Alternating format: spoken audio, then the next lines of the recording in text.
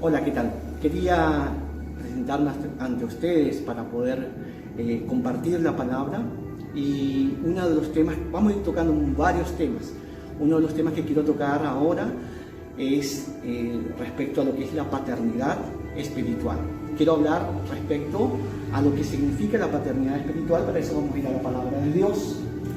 Y compartimos entonces en 1 de Corintios capítulo 4, vamos a leer 1 de Corintios capítulo 4, y dice así en el verso 15: porque aunque tengo 10.000 años en Cristo, no tendréis muchos padres, pues en Cristo Jesús yo os engendré por medio del Evangelio. Por tanto, os ruego que me imitéis. Eso es lo que está escrito en la palabra del Señor. Y a partir de este pasaje se utiliza con una mala interpretación. Hoy por hoy vemos muchos lugares donde están utilizando como un pasaje de manipulación. Por eso es importante recurrir al contexto, no solamente usar un texto fuera de su contexto, acude a un pretexto. Así que tenemos que estar muy alerta a cómo se está interpretando la palabra del Señor. Nosotros tenemos que darle el sentido correcto, pero no un sentido con una ambición de una codicia de hacer manipulación y de crear un control de las personas que están asistiendo hoy por hoy a una iglesia, a un lugar, porque se está viendo muchas cosas que nos asustan verdaderamente. Y por eso tengo la inquietud de hacer este video. Estaba pensando en estos tiempos, estamos viendo una degradación espiritual, estamos viendo el reino de Dios que se está utilizando una gran tergiversación, una gran palabra que está no bíblica, está torcida, se está torciendo la palabra de Dios. ¿Para qué? ¿Cuál es el objetivo de torcer la palabra de Dios? Precisamente la manipulación. La manipulación para obtener el control total de las personas que vienen a esos lugares. Así que tenemos que estar atentos. Esto es uno de los pasajes que ellos utilizan, porque escrito está acá: porque aunque tengan 1000 años en Cristo, no tendréis muchos padres, pues en Cristo Jesús yo os engendré por medio del Evangelio. Yo os engendré. Está hablando el apóstol Pablo precisamente del engendro espiritual, pero del punto de vista de fe, para aplicar a las personas que él iba transmitiendo, o sea, dispensando la gracia, porque nosotros somos dispensadores de la gracia de Cristo. Y esto no es motivo para que nosotros nos apropiemos y controlemos a la masa de gente, para nada. En 1 Timoteo capítulo 1 y el versículo 2, 1 de Timoteo capítulo 1 y el versículo 2 dice: a Timoteo, verdadero hijo en la fe, gracia, misericordia y paz de Dios nuestro Padre y de Cristo Jesús nuestro Señor. Entonces vuelve a nombrar a Timoteo verdadero hijo en la fe. Entonces utilizan estos pasajes, estos versículos, para tener una manipulación total de las personas que asisten a ellos, que acuden a ellos por causa de las necesidades, por causa de los problemas. La gente va a la iglesia porque tiene necesidad, tiene una búsqueda por Dios, una búsqueda por encontrar una solución, pero se encuentran con personas con malas intenciones o que han sido mal enseñados, transmitiendo un mensaje torcido, un mensaje que no es lo que dice la palabra del Señor. Muchas cosas que leemos literalmente y no lo podemos aplicar en forma literal. Tenemos que ir al contexto, tenemos que ir al origen, tenemos que ir a la transliteración, incluso de ver si está en el griego también o en el hebreo, si es como dice que es. Hay muchas cosas que lo tomamos a la ligera y no podemos tomar en forma superficial las escrituras. Bueno, ese es el punto que quería destacar, y hoy por hoy hay lo que se denomina la paternidad espiritual. Vemos nosotros aquí con respecto a lo que es paternidad espiritual. Paternidad espiritual. en este tipo de iglesias gigantes utilizan este tipo de manipulación. Primero van a Primera de Corintios y el capítulo 4, el versículo 15 al 16. Luego, con esto hablan de que de engendrar espiritualmente en la fe, en Cristo Jesús. De ahí se agarran y van luego a Primera de Timoteo, capítulo 1 y el versículo 2, donde dice verdadero hijo en la fe. Le está diciendo a Timoteo.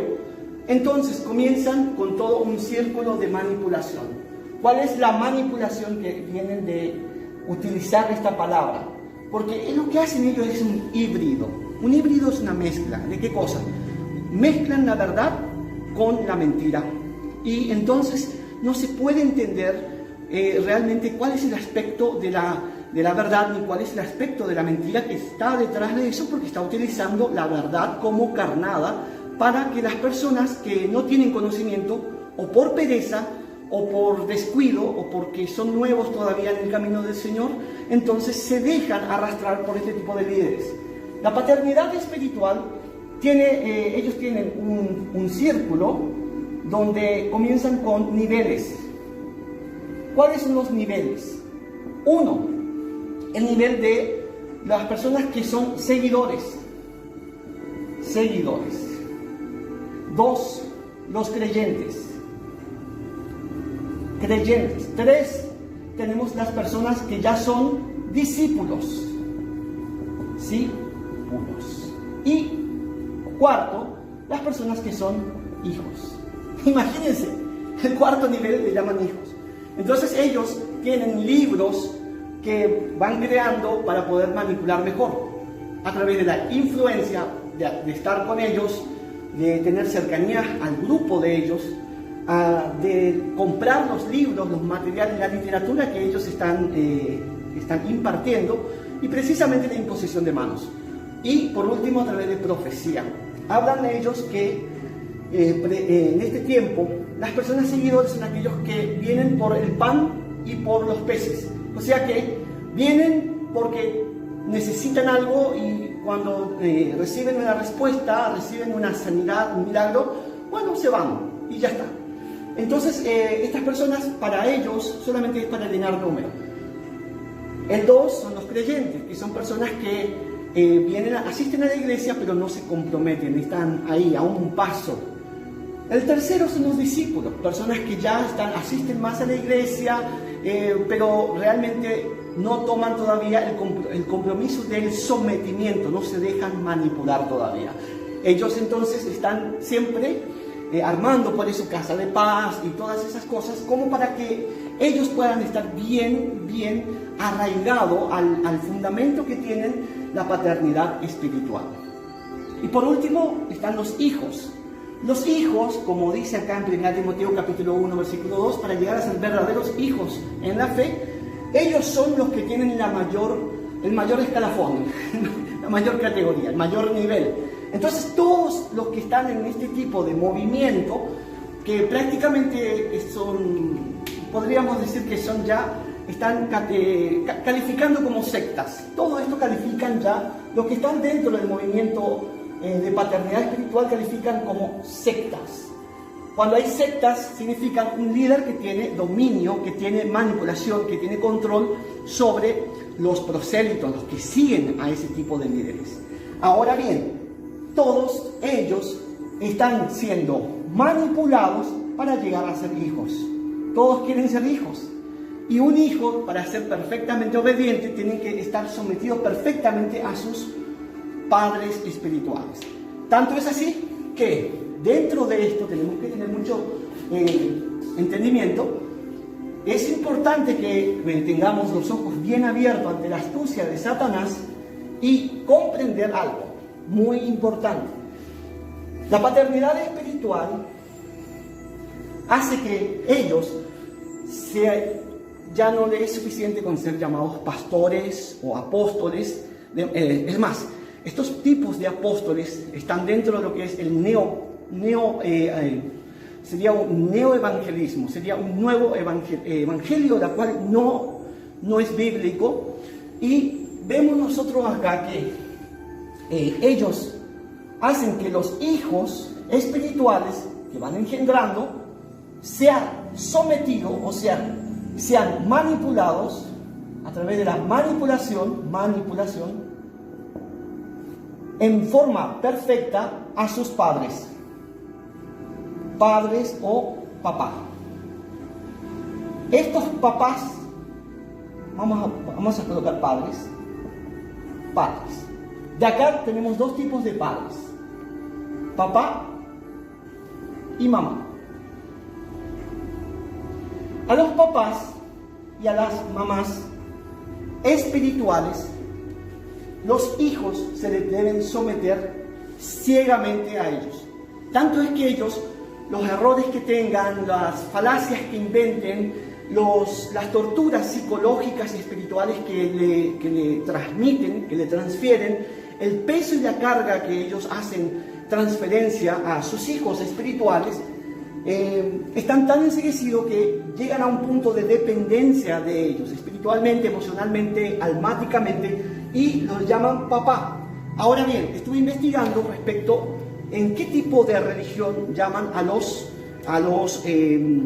este tipo de paternidad espiritual, qué tipo de religión dentro de la brujería, y lo más cercano a ellos es la religión umbandista.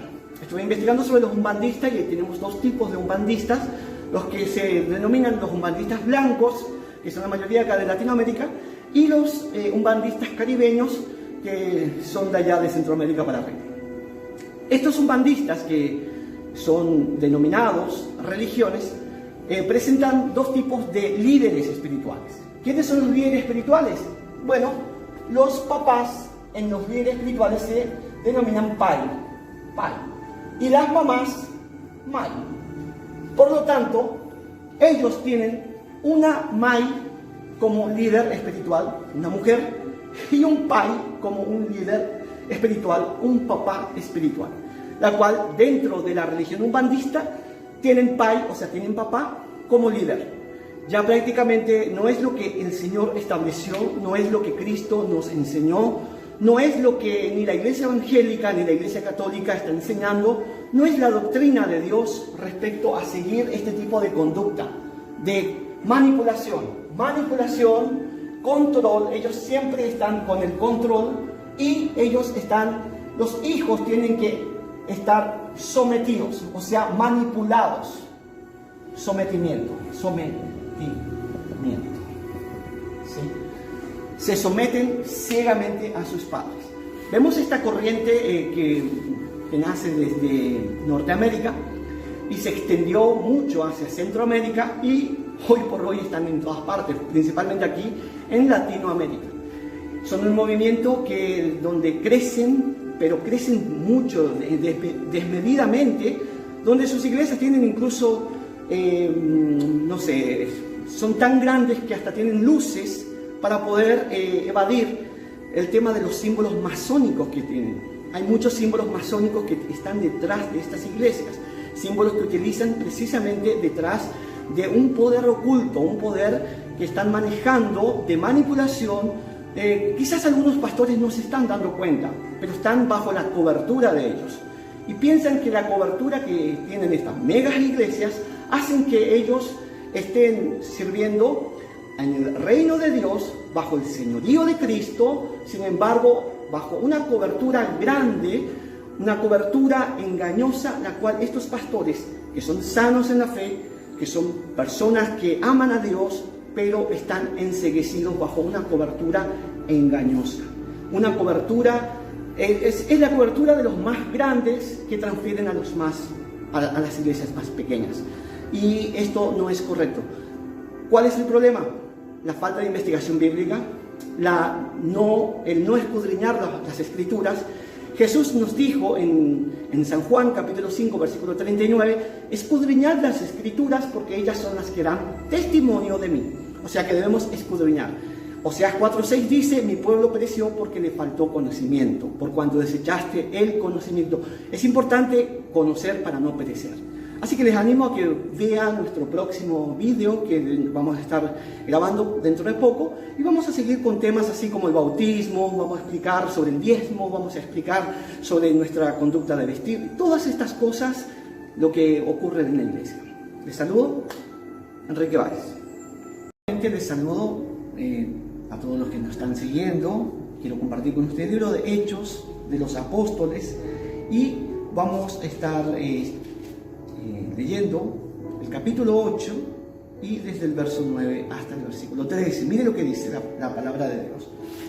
Pero había un hombre llamado Simón, que antes ejercía la magia en aquella ciudad, y había engañado a la gente de Samaria en aquella ciudad. Y había engañado a la gente de Samaria haciéndose pasar por algún grande. A este oían atentamente todos, desde el más pequeño hasta el más grande, diciendo: este es el gran poder de Dios. Y le estaban atentos, porque con sus artes mágicas les había engañado mucho tiempo. Pero cuando creyeron a Felipe, que anunciaba el evangelio del reino de Dios y el nombre de Jesucristo, se bautizaban hombres y mujeres. También creyó Simón mismo, y habiéndose bautizado, estaba siempre con Felipe. Y viendo las señales y grandes milagros que se hacían, estaba atónito. Bueno, aquí estamos hablando de la brujería en la iglesia. Brujería en la iglesia. Simón, un mago, hechicero, él hacía magia. Y se hacía pasar por alguien grande, alguien muy talentoso, muy famoso, la gente lo seguía. Pero cuando escucharon de Felipe, que predicaba sobre el reino de Dios y llevaba el nombre de Cristo, en el cual la gente, cuando escucha el nombre de Cristo, reciben salvación, que es lo más importante. No es lo más importante la sanidad, no es lo más importante los milagros, no es lo más importante que te crezca el cabello o que recibas la vista. Lo más importante es que recibas la salvación. Después viene como añadidura todo el resto.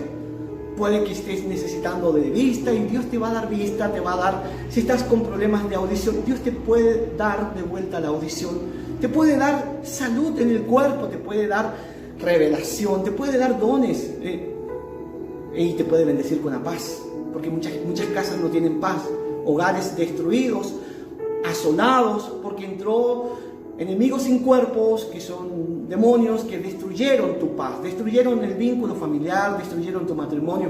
Todas esas cosas acontecen. Ahora bien, lo más importante para que haya solución es tratar precisamente a través del problema en sí. ¿Y cuál es el problema en sí? La ausencia de Dios en la vida de las personas. ¿Y cómo llegamos a tener un acercamiento a Dios? Por medio del único camino. Ese es el dogma de todo cristiano, a través de Jesucristo.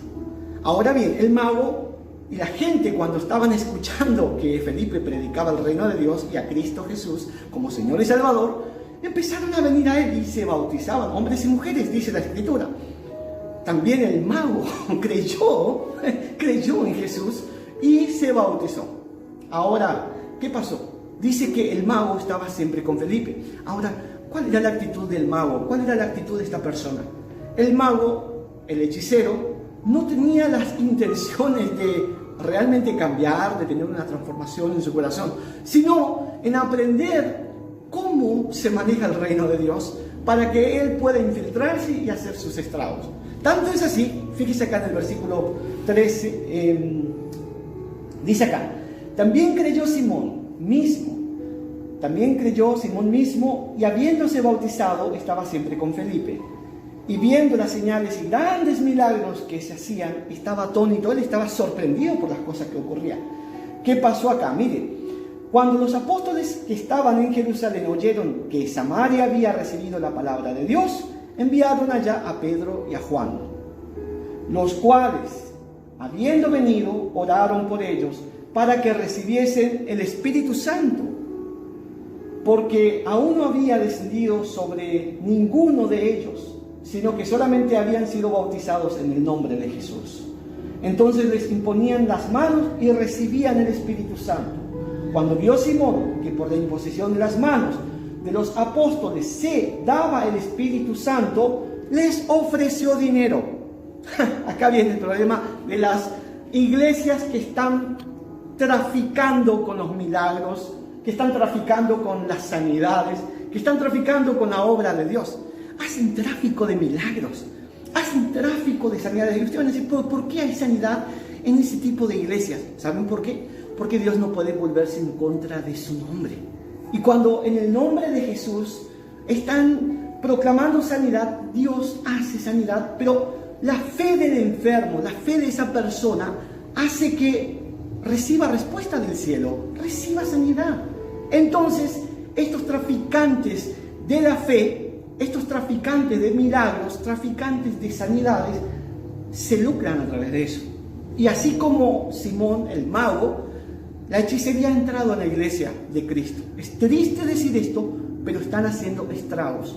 Últimamente ellos están entrando de muchas formas, y el manejo de la hechicería en la iglesia es a través de la manipulación y el control. Quieren tener el control total de las personas. Manejan a su antojo los líderes espirituales que están al frente. No estoy predicando, no estoy dando nombre de ninguno. De hecho, no es mi objetivo dar nombre de ninguno de ellos. Ustedes, cuando van a ver, el Espíritu Santo les va a revelar qué tipo de actitud están tomando los líderes que usted está escuchando. Cuando usted está escuchando a alguien que está haciendo tráfico de milagros, usted se va a dar cuenta. Y el Espíritu Santo le va a ayudar para que pueda huir de esos lugares o alejarse de ese tipo de líderes que solamente quieren traficar con la fe. Cuidado con eso.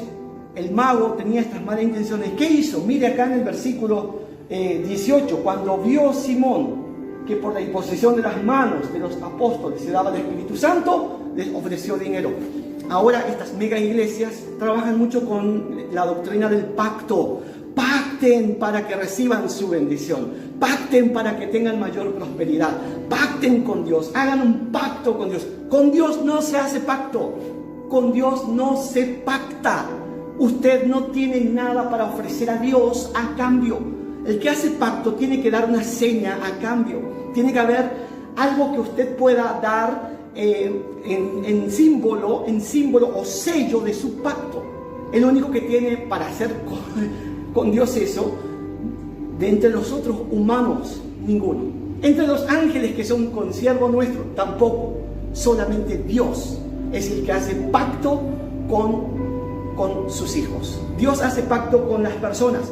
Dios hace pactos con los seres vivos, como hizo el primer pacto. Cuando nosotros podemos ver en Génesis, vemos allí que no es la persona el que hace pacto con Dios. Usted no le puede ofrecer nada a Dios. Es Dios el que hace pacto con sus hijos, o con los seres humanos, o con los seres vivos. Acá mire, en Génesis capítulo 9, es tan importante recurrir a la palabra de Dios y no caer en el engaño.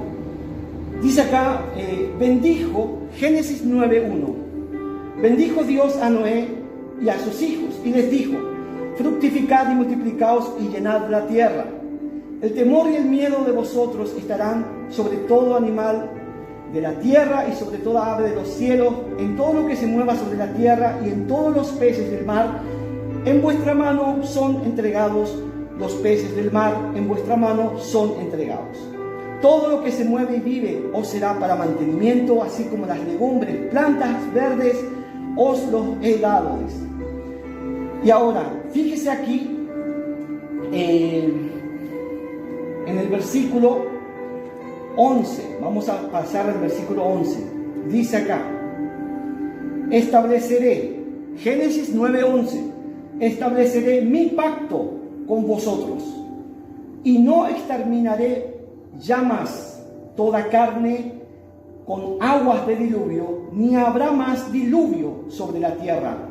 Y dijo Dios, versículo 12, y dijo Dios, esta es la señal del pacto que yo establezco entre mí y vosotros, y todo ser viviente que está entre vosotros por siglos perpetuos. Mi arco he puesto en las nubes, el cual será por señal del pacto entre mí y la tierra. Y sucederá que cuando haga venir nubes sobre la tierra, se dejará ver entonces mi arco en las nubes, y me acordaré del pacto mío que hay entre mí y vosotros, y todo ser viviente de toda carne, y no habrá más diluvio de aguas para destruir toda carne. Estará el arco en las nubes, y lo veré, y me acordaré del pacto perpetuo entre Dios y todo ser viviente, con toda carne que hay sobre la tierra. Dios hace el pacto. Por eso dice entre mí y vosotros. No dice entre vosotros y yo, sino entre mí. Él se nombra primero, porque Él es el que hace el pacto, no nosotros. Entonces hay una doctrina errónea que en la iglesia están enseñando a pactar. Pacte con Dios. Usted no puede pactar con Dios. Una cosa distinta es un voto. Sí, usted puede hacer un voto que es distinto. El pacto matrimonial, que es entre dos personas del sexo opuesto, como Dios establece, o se hace con testigos, ¿sí? Y se hace delante de Dios. El pacto, se puede hacer pactos entre personas, pero no se puede hacer pacto con Dios. Cuidado con eso. Entonces, esa doctrina de pactar con Dios es una doctrina no bíblica, es una doctrina engañosa, es una doctrina que daña la familia y que daña tu espíritu. Daña tu espíritu porque tu relación va a entrar en decadencia. Usted va a decir, pero a mí me resultó, yo pacté con Dios, empezó a resultarme. ¿Sabe qué? Simplemente hay una situación de que cuando hay detrás de esto un poder oculto que está detrás de los líderes espirituales. Cuidado con esto. No digo que todos los líderes espirituales que enseñan a pactar son brujos, son hechiceros. No digo eso, no. Sino que este tipo de doctrina está amparada por un poder oculto. Está amparado por un poder de encantamiento. Es un poder de encantamiento. El mago quería comprar con dinero dones del Espíritu Santo. Quiero que sepan eso. ¿Qué le dijo Pedro? Tu dinero perezca contigo. ¿Sí? ¿Por qué le dice eso? Porque nosotros no podemos ofrecer a Dios dinero. No quieras comprar milagros con dinero. No pienses porque traes un sobre con más dinero que tú tienes más relación con Dios. No, estás mal interpretando. Te invito a escudriñar la palabra de Dios. Te invito a acercarte a Cristo, pero con un corazón, con una actitud distinta que lo que te han enseñado. Tienes que volver a reencontrarte, a tener un reencuentro. Porque a veces pensamos, yo tuve un encuentro con Cristo. Sí, eso es admirable. Muchas personas dicen, yo tuve un encuentro con Jesús. Es precioso, pero tienes que caminar con Jesús. Pero tienes que caminar con Él, tienes que estar contigo. ¿De qué manera? De la manera bíblica, no de la manera que te enseñan a la ligera. Tú no puedes seguir una corriente de doctrinas engañosas. No puedes eso. Porque vas a ver cristianos que asisten a estos lugares, sean iglesias grandes, medianas, pequeñas, pero que tienen doctrina del pacto, y después van a empezar a tener problemas espirituales y luego problemas emocionales, incluso psíquicas, y hasta luego empiezan con problemas mentales, porque el espíritu trabaja con la mente. Así que tenemos que tener mucho cuidado. Entonces, no se pacta con Dios, ¿sí? Voy a escribir acá el versículo para que podamos estudiar en la casa. Génesis capítulo 9, versículo 11.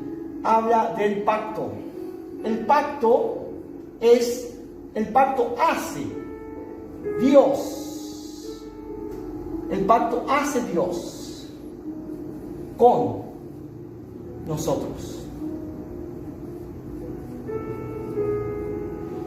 Y con todo ser viviente.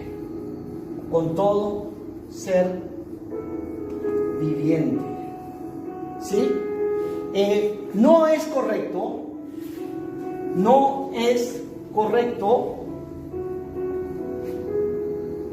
hacer pactos con Dios. Esto es no bíblico. O sea que puedes huir de esos tipos de lugares que te están enseñando a pactar con Dios. Tenemos que tener mucho cuidado. Hoy por hoy, una de las maneras de persuasión y de manipulación es a través del pacto. Estábamos enseñando en el vídeo anterior respecto a la paternidad, el patriarcado que tienen ahora estos líderes espirituales, que posiblemente la masonería y la umbanda está detrás de eso. Posiblemente, no quiero afirmarlo, pero en mis investigaciones bíblicas lo he encontrado así y tenemos que tener mucho cuidado. Así que prepárate para que estés atento ante la astucia de Satanás. En 2 Corintios capítulo 2 versículo 11 dice que no ignoramos las maquinaciones de Satanás. No te olvides de eso. 2 Corintios 11, 14 dice que Satanás se disfraza como ángel de luz y aún sus ministros también. Así que tenemos que estar preparados, que no todo lo que esté brillando es oro. Hay que cuidarse y no pactes con Dios. Eso no es bíblico. Te va a traer problemas.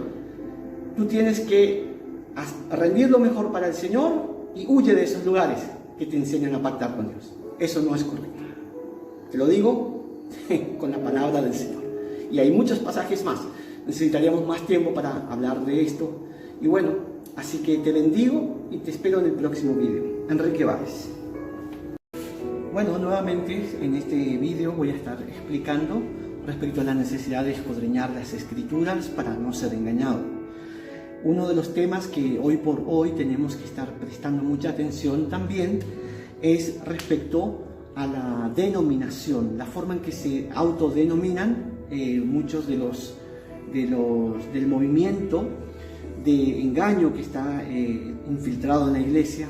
Y hoy por hoy en la Biblia los que tienen dones de profecía y cumplen con el ministerio profético se denominan profetiza. Toda mujer que profetizas, podemos agregarle ese si son muchas. Entonces las mujeres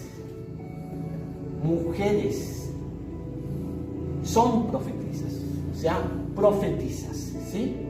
Las mujeres son profetizas. Los hombres que tienen este tipo de ministerios, la Biblia los llama profetas. Y viene el engaño. Se le enseñó a la iglesia a denominar mal este tipo de ministerios. Por ejemplo, a una mujer se le denomina como si fuera un hombre.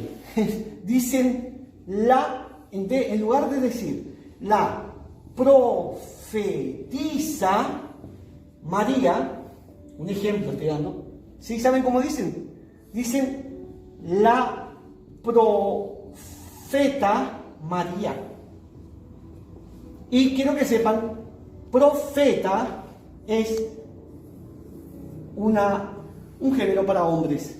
La denominación es para género hombre. Sin embargo, tendría que haber sido profetisa María.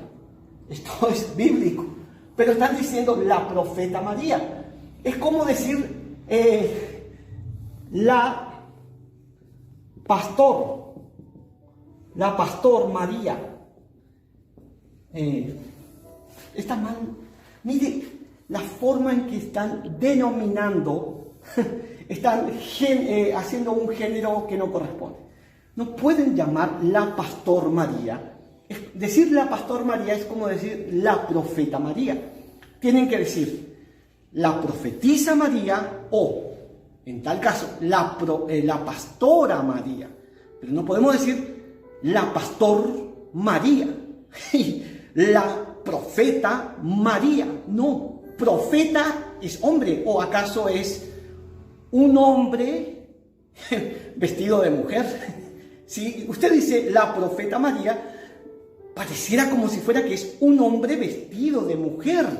Entonces, un hombre religioso, no, sin dar ningún tipo de ofensas, así que quiero que me disculpen todos aquellos que tienen una orientación distinta y que están, no estoy hablando de ellos, estoy hablando con respecto a la iglesia, personas que están asistiendo a una iglesia y están denominando mal, están colocando un género que no corresponde. Si es mujer, no puede llamarla profeta María, tiene que llamarla la profetisa María. ¿Sabes lo que ocurre? Ocurre lo siguiente. Decir profetisa a una mujer en nuestros tiempos es como darle un golpe por la cara. Ellas se sienten muy chico, le queda chico la palabra profetiza, le queda como ¿entienden? Tiene que ser profeta. Se están usurpando hasta la denominación de un varón. Están tomando un género varonil. Es increíble cómo se ha infiltrado esto en la iglesia. Asisten a una escuela de profetas y todo eso, pero están enseñando la Biblia de una forma tergiversada. Yo no puedo llamar, imagínense, sin embargo, bueno, dentro de poco van a llamar también a las mujeres como si fuera la pastor.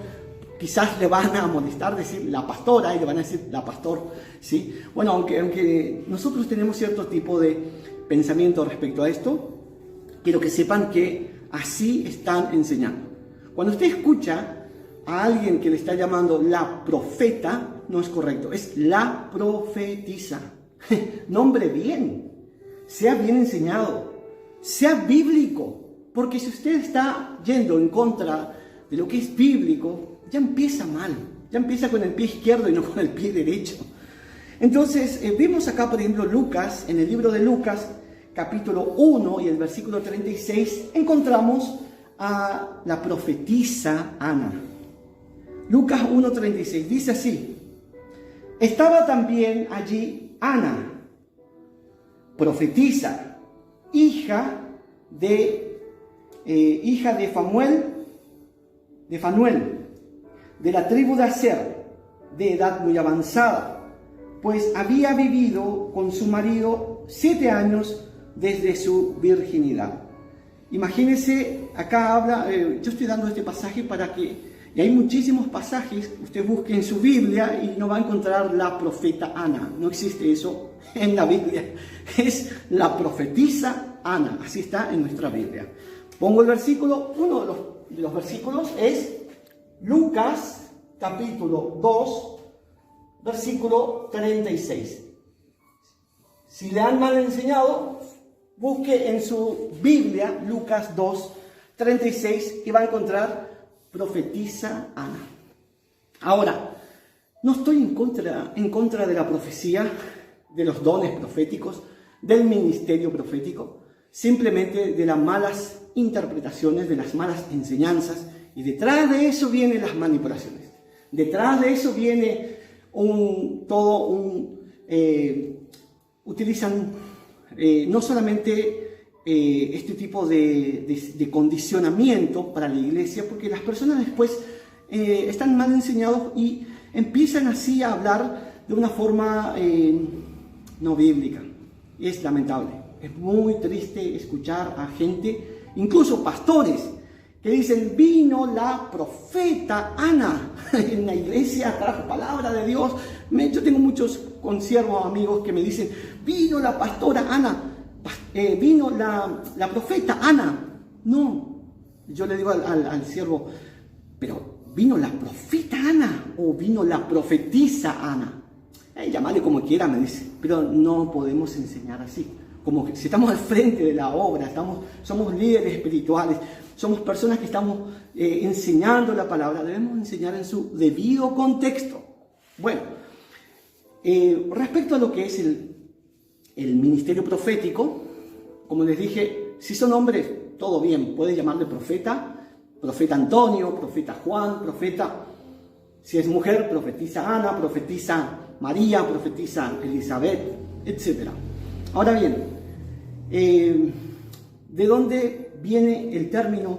Antiguamente, si nosotros vemos acá en la Biblia, siempre todo lo que queremos enterarnos vamos con la Biblia, porque sin la Biblia no podemos tener ningún tipo de comprensión, al menos lo que es espiritual. ¿Quieres vivir en el evangelio del reino de Dios? entonces tienes que ser espiritual. Para ser espiritual no es suficiente con estar orando, tienes que ser un hombre de oración, una mujer de oración. Te insto a que seas de oración, pero tiene que ir acompañado de Biblia, oración y Biblia y oración. Ese tiene que ser el estilo de vida de todo cristiano, de toda persona que se identifica como un hijo de Dios. No como estos hijos que están ahora hijos de patriarcado, que ya no le quieren llamar a sus pastores, ya no le llaman. Me pasó una vez por ahí, me llamaron papá, me llamaron. Y yo le digo, yo no soy tu papá. Le dije a una mujer grande, una mujer que tenía ya, no sé, más de 60, 70 años, y me llamó papá, y yo le dije, yo no soy papá, yo soy un siervo inútil de Dios. Tengo que enseñar lo que enseño y nada más. Pero me dice, no, pero yo le digo papá a los pastores y usted está mal enseñada. Usted no puede llamarle papá a los pastores. Usted tiene que llamar a cada uno como corresponde, así de simple. Y le enseñé que eso no es correcto. Es parte de la manipulación de estos tiempos.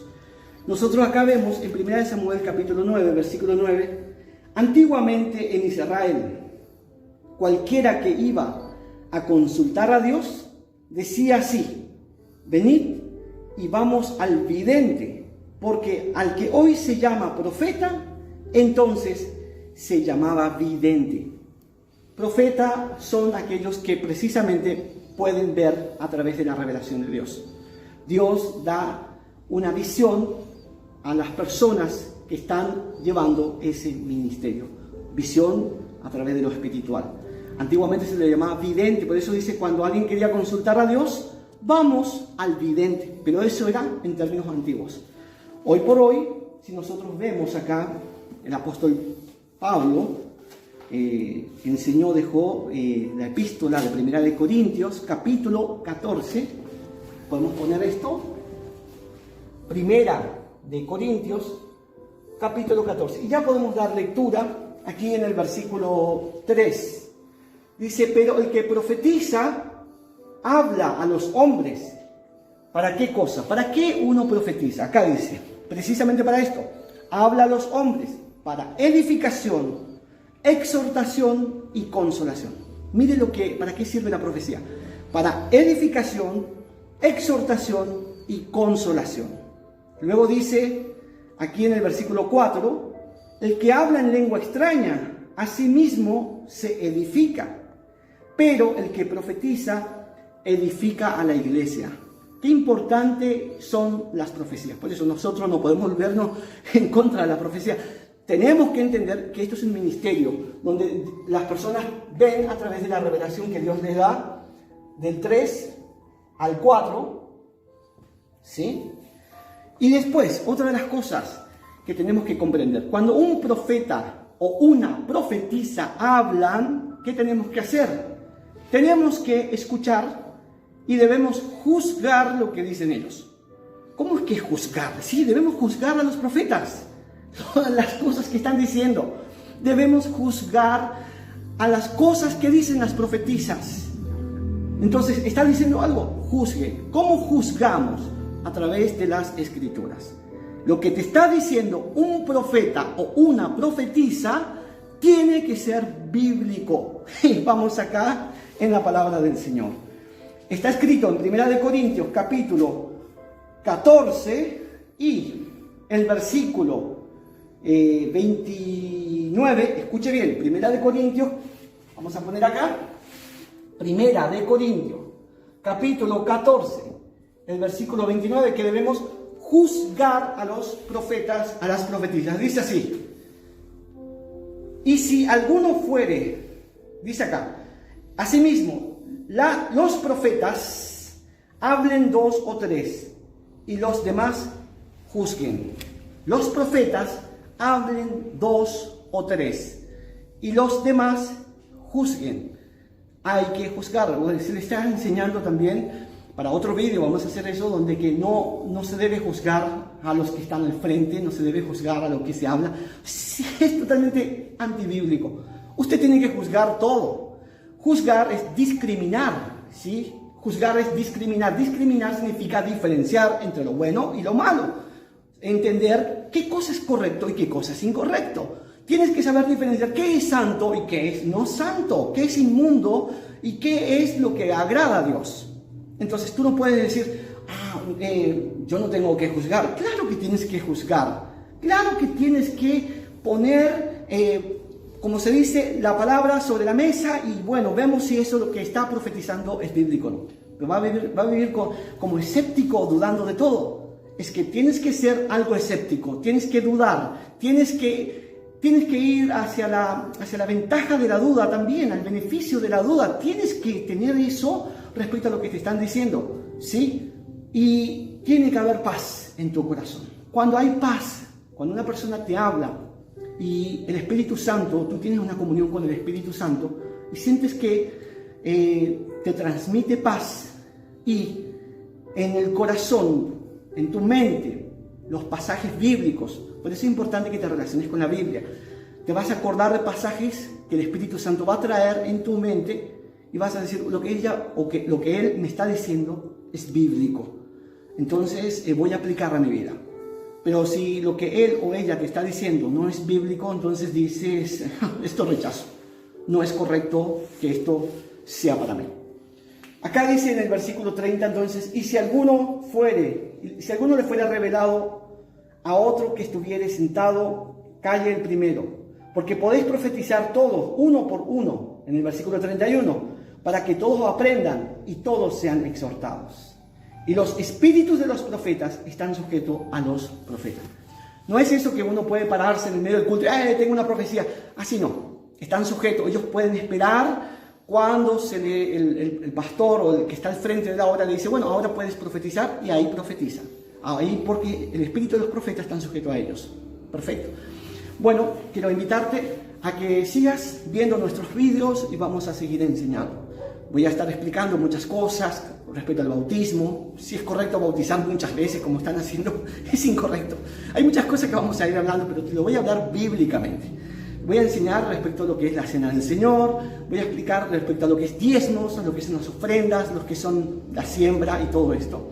Y hay muchas cosas más que vamos a estar preguntando. Es más, puedes poner qué temas quieres que hablemos en el próximo vídeo y tu sugerencia va a ser válido para nosotros. Te saluda Enrique Báez.